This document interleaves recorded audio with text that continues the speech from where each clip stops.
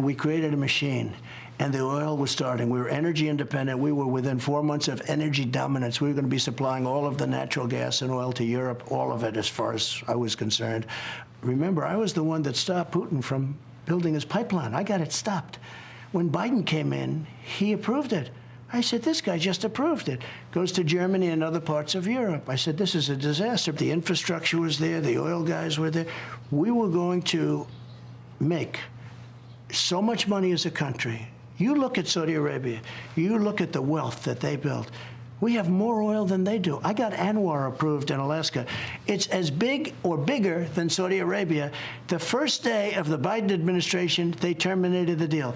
Ronald Reagan tried to do Anwar. He was unsuccessful doing it. Bush tried. Everybody tried to do it, all for years and years, for 60 years. I got it done. It was all done. They're getting ready to drill, and Biden ended it.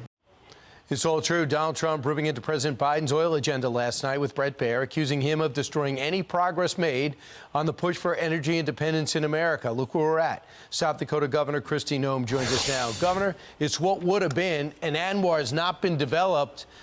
Is there anything we can do to change that? Because the American people are not on board with high gas and oil prices.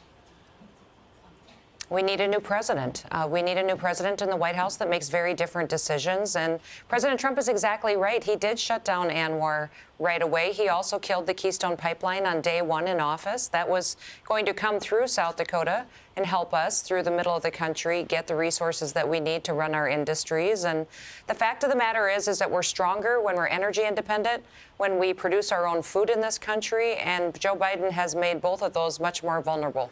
All right, President Xi Jinping, a dictator, as you know, called by the president a dictator yesterday, not the best diplomacy. The president also said when it comes to the balloon that the President Xi was embarrassed by it and had no idea it was there and was angry that it was shot down. And according to the intelligence community, that was the intelligence that not should have been said publicly. Can you imagine if Trump did that? I can't.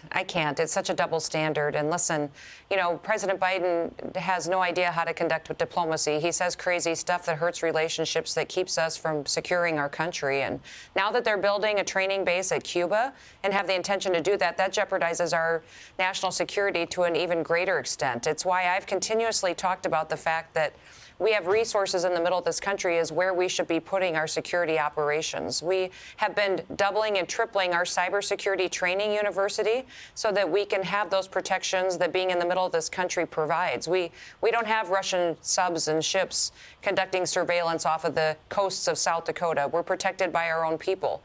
We don't have bases on Cuba that are a threat to us. So we've been training the NSA employees here in South Dakota. We've been putting in security operations at our Air Force Base, knowing that the safest part for a lot of our security information is in the middle of our country, not out on the coast anymore. But this can't stand. 100 miles off our border, a failed government, communist government, and they'll do training right off our border. Their comeback is, well, you have Taiwan, you militarize Taiwan. Why don't I militarize Cuba? What's your response? Well, it should be unacceptable, absolutely. It shouldn't surprise us. And I think that our reaction right away should be to protect our country. Move our necessary security operations to the middle of the country so that we have them protected by our people, by our landmass. This isn't a new thought. We've talked about doing it for years. We need strong action. Right. And then we need to go out there and make sure we're shutting down that camp and not allowing it that close to the United States of America. That can't stand, and that's a no-brainer. How do you talk to China and that not come up? Meanwhile, Governor Noem, domestically, you have a mission, and that's to fill some of the thousands of jobs that you have open. Here's the ad that you're releasing. Listen. South Dakota's hiring. As the first state to bounce back from the pandemic, we've got one of the nation's strongest economies and more jobs than we can fill. That's why I'm pitching in. Right. So you need people with skills. We do. Brian, we've got the lowest unemployment in our state that we've had in the history of the nation. So everybody in South Dakota gets up and goes to work every day, and that's wonderful. That's why our population is growing at 10 times the national average. Incomes are going up faster than anywhere else. People are thriving.